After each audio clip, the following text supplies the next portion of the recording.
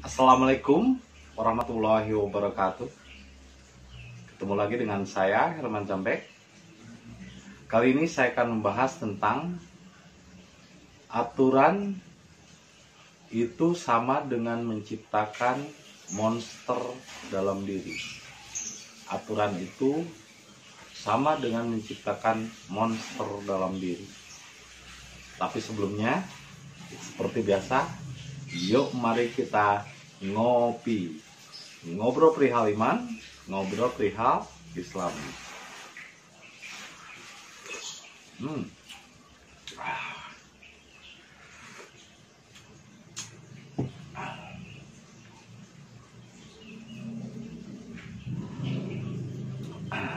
Mengapa saya memberi judul aturan? Terkadang di satu sisi sebuah aturan tertentu baik untuk satu komunitas, tapi belum tentu baik untuk komunitas lain. Contohnya misalnya aturan tentang komunis. Mungkin bagi masyarakatnya yang ada di tempat itu, aturan komunis itu adalah aturan yang seadil-adilnya. Karena komunis itu adalah penyamarataan, penyeragaman. Jadi nggak ada orang di negara seperti Korea Utara itu yang boleh kaya, tapi tidak ada juga yang miskin. Semuanya diperhatikan oleh pemerintah, merata. Jadi nggak ada dari kaum liberal yang ingin menumpuk kaya di Korea itu dihukum mati. Tapi di sisi lain, aturan itu memang mensejahterakan semua rakyat, dan hampir semua kapasitas rakyatnya itu flat, rata. Nggak ada yang sangat kaya atau nggak ada yang sangat miskin. Karena diatur dengan sistem, dengan aturan komunis. Sehingga semuanya merata. Tapi di sisi lain, konsekuensi dari aturan itu membuat orang-orang terpenjara. Seperti jam 8 malam udah nggak boleh berkeliaran sembarangan, apalagi perempuan. Di sisi lain, semua tayangan-tayangan di TV juga membosankan. Begitu aja datar. Nggak ada tayangan TV yang lain. Dan nggak sembarangan tayangan-tayangan masuk. YouTube, tayangan-tayangan lain bahkan diblokir. Nah, di sisi lain mungkin aturan itu baik untuk masyarakat tertentu yang menginginkan keadilan dan penyamarataan menggunakan sistem komunis. Tapi di sisi lain, orang itu akan merasa terpenjara. Jadi sebetulnya aturan itu tanpa sadar menciptakan orang untuk menjadi monster. Sehingga apa maksudnya menjadi monster? Ketika ada orang yang melanggar dari aturan-aturan yang diciptakannya, maka sang pengatur, presiden atau raja di tempat tersebut akan seperti monster yang menghakimi pamannya sendiri seperti Kim Jong-un, menghakimi temannya, bahkan saudara kandungnya sendiri atau sahabatnya. Karena aturan yang diciptakan itu justru melahirkan monster yang tanpa orang sadari. Nah, itu nyata. Itu dalam sebuah sistem yang besar, yaitu sistem negara. Begitupun dalam sistem hidup individu. Ketika kita terikat oleh sebuah aturan, pokoknya yang namanya ibadah itu harus begini, tempatnya di sini. Misalnya sholat di masjid. Tapi ketika ada aturannya itu tidak dilakukan oleh orang lain, dia membenci orang yang tidak memiliki aturan yang sama dengan dirinya. Yang tanpa sadar sebetulnya aturan yang tadinya untuk dirinya, malah kok dia menghakimi orang lain yang tidak mengikuti aturannya. Dia pikir bahwa semua orang harus tunduk dan taat kepada apa yang diyakininya, apa yang sudah menjadi keyakinan sebagai aturannya. Jadi tanpa sadar sebetulnya sebuah aturan malah justru menggiring manusia untuk melahirkan dan menciptakan monster di dalam dirinya. Saya sering mendapati orang yang berpura-pura baik, berkata-katanya lemah lembut, setiap ada takut, astagfirullahaladzim, la ilaha illallah, ucapannya waduh luar biasa, ucapan kalamun Arab ya. Tapi ketika dia terdesak, ada satu zona yang tersentuh di dalam ranah jiwanya, di dalam kesadaran monsternya itu, tersentuh wilayahnya oleh kita, dia akan beringas, bahkan sampai tidak sadarkan diri. Nah, ini perumpamaan secara individu. Itu tadi perumpamaan secara negara, secara yang besar global. Pemimpin yang menciptakan aturan komunis hidupnya seperti monster, beringas, bahkan orang menyebutnya psikopat, orang gila. Tapi begitupun di dalam setiap diri, ketika kita menganggap bahwa apa yang kita yakini, aturan yang kita yakini itu paling benar, maka ketika ada orang lain yang tidak selaras dengan aturan-aturan yang kita yakini, maka kita dengan serta-merta tanpa sadar membenci orang yang tidak memiliki aturan yang sesuai dengan aturan kita. Kenapa jadi begitu? Kenapa aturan malah membuat kita menjadi benci? Nah, inilah perbedaannya. Rabbani dengan aturan yang diciptakan. Aturan yang diyakini paling benar, sehingga ketika ada orang lain yang tidak sesuai dengan aturannya, dia membencinya, menghakiminya. Ya, sebetulnya sama sih seperti Kim Jong Un. Ketika dia membuat aturan harus begini, harus begitu, ketika ada yang melanggar, dihukum mati. Nah, begitupun dalam agama. Ketika orang menganggap aturan agamanya paling benar, ketika ada orang lain yang tidak mengikuti aturannya, maka dia membenci dan mencap kafir. Ini tanpa sadar, aturan justru menciptakan monster di dalam dirinya. Karena dia terlalu taat kepada aturan, maka dia malah menjadi membenci kepada orang lain yang tidak memiliki aturan yang sama dengan dirinya. Semuanya harus seragam. Ini sama saja dengan komunis. Ini sama saja dengan Kim Jong Un. Dipikirnya bahwa semua manusia harus memiliki aturan yang sama agar selamat. Padahal aturan itu dulunya diciptakan juga untuk bangsa yang keras kepala. Dan aturan itu hanya diperuntukkan untuk binatang, untuk domba. Karena domba itu bodoh. Sehingga dia perlu digiring, perlu diatur. Toh diatur saja, terkadang dia sering menerobos rumput tetangganya, sering menerobos ke kebun lain. Itu dengan adanya aturan saja, orang sering menerobos. Dengan ada aturan agama saja, orang sering melanggar. Apalagi tidak diatur. Tapi tidak untuk manusia. Karena yang disebut manusia adalah Rabbani, yang mampu mengatur dirinya sendiri, yang mampu mendisiplinkan dirinya sendiri tanpa didisiplinkan oleh orang lain. Karena nafsu itu sesuatu yang sangat halus, yang tidak bisa ditekan oleh aturan yang menurut kita baik. Justru apa yang menurut Anda baik belum tentu baik bagi orang lain, belum tentu baik juga bagi Tuhan. Makanya kenapa ketika Musa berguru kepada Khidir, Khidir selalu bilang, apa yang kamu miliki, yang kamu yakini sebagai sebuah aturan yang benar, belum tentu itu aturan yang benar menurutku, kata Khidir. Makanya ketika Musa berguru kepada Khidir, Musa terheran-heran. Karena Khidir memiliki jalan dan aturannya sendiri. Akhirnya sampai Musa merasa muak dan terus bertanya, ini kenapa kamu melakukan itu? Itu tandanya kamu masih terikat oleh aturan norma yang dianggap benar menurut masyarakat, menurut umum. Sedangkan saya, kata Khidir, adalah mengikuti aturan yang mengikuti rasa saya sendiri, tidak mengikuti aturan yang ditetapkan oleh umum. Sehingga aturan-aturan yang sekarang ini menjadi sesuatu standar yang harus mengikuti umum. Seperti yang pernah saya bilang, apalah artinya ikan kalau ikan itu hanya berenang mengikuti arus? Apalah artinya hidup Anda jika Anda mengikuti aturan umum yang sudah ada? Tapi bukan berarti Anda tidak punya aturan. Tapi Anda harus memiliki aturan sendiri. Itulah Rabbani. Rabbani bukan berarti tidak beraturan. Justru Rabbani sangat lebih teratur. Karena dia bukan lagi diatur oleh aturan yang dibuat oleh manusia. Tapi diatur oleh Tuhan itu sendiri.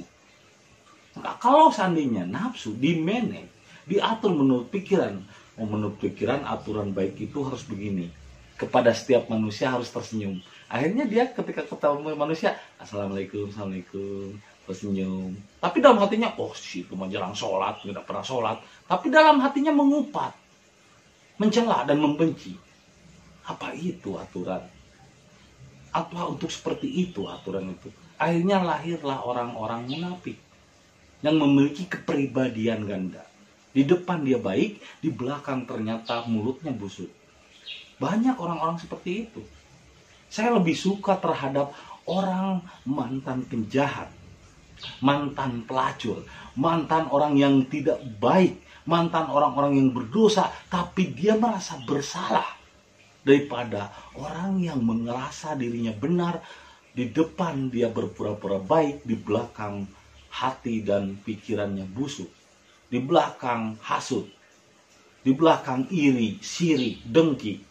Banyak orang-orang seperti itu saya perhatikan. Ini karena apa? Karena dia terikat oleh aturan yang menurut dia benar. Aturan yang menurut kebiasaannya.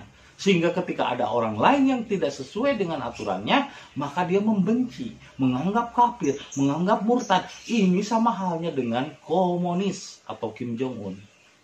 Yang dia pikir semua harus rata, harus sama, harus seragam. Tidak boleh ada yang berbeda. Padahal aturan yang sesungguhnya dari Tuhan adalah berbeda. Karena perbedaan itu adalah rahmat. Rahmatan lil alamin. Contohnya, kalau kita mau menanam cabai, aturan untuk mengurus cabai dengan aturan untuk mengurus tomat itu berbeda. Atau seperti saya ketika suka ikan. Makan untuk ikan sana dengan makan untuk ikan arwana itu beda. Begitupun makan untuk koi dan makan untuk misalnya ikan-ikan lain. Setiap ikan memiliki habitat yang berbeda, makannya juga berbeda.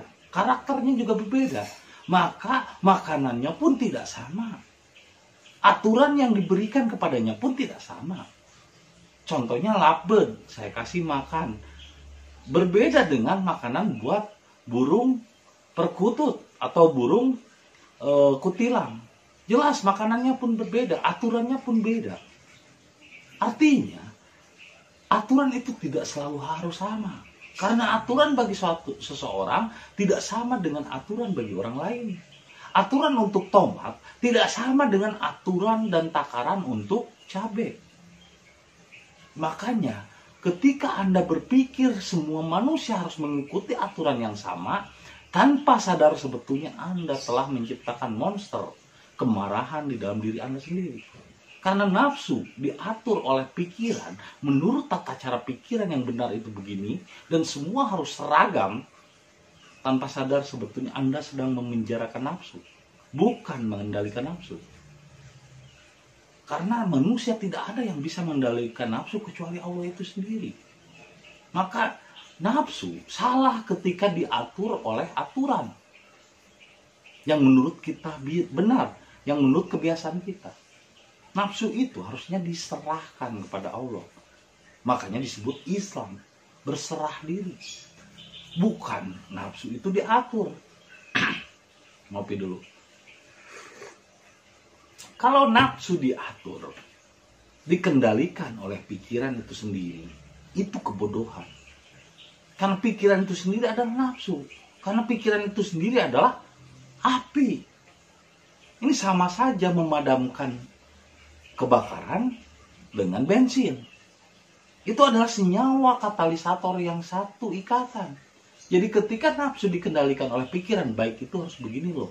Harus selalu tersenyum. Tapi hati mencela. Senyum, gimana kabarnya? Tapi dalam hati, oh dia mah gak pernah sholat, tidak satu jamaah dengan kita. orang kafir itu. Mulut berbicara manis, muka terlihat baik-baik, tapi di dalam dirinya penuh dengan kebencian. Itu yang adalah monster yang diam-diam di penjara. Suatu saat monster itu akan meledak seperti bom waktu, tinggal menunggu waktu. Ketika ada orang yang membuka selnya, maka dia akan melahap dirinya sendiri. Karena di dalam diri kita ada dua naga atau dua serigala, serigala hitam dan serigala putih. Lalu serigala mana yang akan menang? Yaitu serigala yang sering kita beri makan. Ketika kita membuat aturan yang baik itu begini, yang baik itu harus begitu, tanpa sadar sebetulnya kita memberi makan serigala hitam. Kita menganggap aturan paling benar itu kita memberi makan serigala hitam. Tapi dia belum beraksi karena ditekan oleh pikiran baik itu harus begini dan baik itu harus begitu. Itu tidak natural. Itu namanya berpura-pura. Itu namanya bohong kepada dirinya sendiri. Banyak orang yang berpura-pura baik, lemah lembut, tapi ternyata dia lebih ganas ketika ranah nafsunya disentuh. Dia lebih ganas dari orang yang banyak bicara. Makanya orang yang banyak diam itu kadang lebih sadis daripada orang yang banyak bicara. Kenapa? Dia menyimpan monster dengan akal pikirannya. Dia menekan nafsu. Nafsu kalau ditekan seperti air, bukan menurun, malah membeledak. Malah dia suatu saat akan menyerang balik. Nah, tapi kalau diserahkan kepada Allah, itu beda. Jadi nafsu bukan diatur, tapi diserahkan kepada Allah. Itulah namanya Islam. Jadi Islam itu bukan mengatur nafsu, tapi menyerahkan nafsu kepada Allah. Dengan cara berserah diri. Biarkan Allah yang mengatur nafsu. Karena manusia tidak ada daya dan upaya. Apalagi mengatur nafsu. Satu-satunya makhluk yang memang tidak akan tunduk kepada manusia adalah nafsu. Atau iblis, atau setan. Kan dari awal juga ketika sebelum diciptakan Adam atau ruhani, nafsu itu malah mempengaruhi hati untuk tidak tunduk, untuk tidak sujud. Sehingga dari mana, sejak kapan nafsu bisa dikendalikan dengan aturan menurut pikiran yang benar? Ketika Anda menganggap nafsu bisa dikendalikan oleh aturan yang menurut kebiasaan Anda dan pikiran Anda benar, tanpa sadar Anda sedang menciptakan monster di dalam diri Anda. Hati-hati, suatu saat monster itu akan meledak dan Anda tidak akan sadarkan diri ketika nafsu itu bangkit. Anda sedang memelihara monster, bukan mengendalikannya, tapi malah Anda membuatnya terpenjara, tersiksa, dan suatu saat dia akan ngamuk.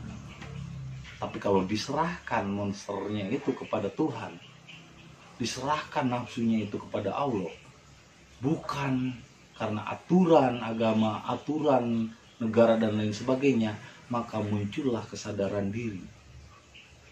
Tidak karena aturan yang diciptakan oleh manusia, tapi dia mampu mengatur dirinya sendiri.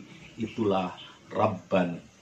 Jadi barang siapa yang masih meyakini aturan menurut kebiasaan dan menurut standar umum benar, tanpa sadar sebenarnya dia sedang menciptakan dan menunggu monster itu bangkit.